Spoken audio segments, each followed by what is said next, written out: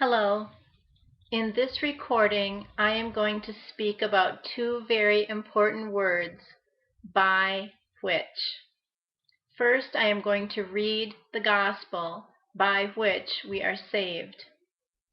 Moreover, brethren, I declare unto you the gospel which I preached to you, which also you have received, and in which you stand, by which also you are saved, if you keep in memory what I preached to you, unless you believed in vain.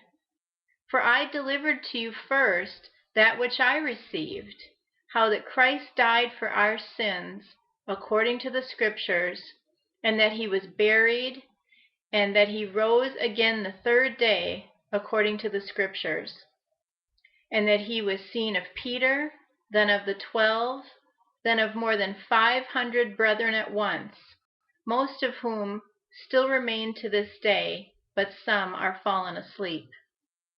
This passage is 1 Corinthians 15, 1 through 6, and we can tell by the words by which that these verses contain the message that each one of us is to place our faith in order to be saved.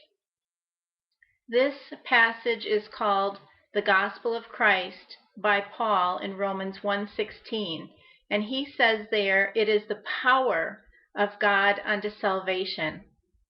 There are many verses about salvation, but only one that says it is the message by which we are saved. I'm sure that none of us would want to share the good news of Christ with someone and then fail to include the parts of the gospel by which one is saved.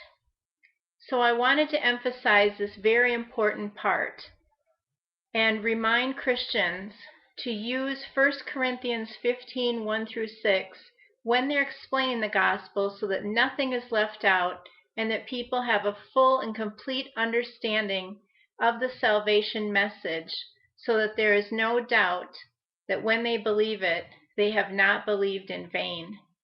Thank you for listening.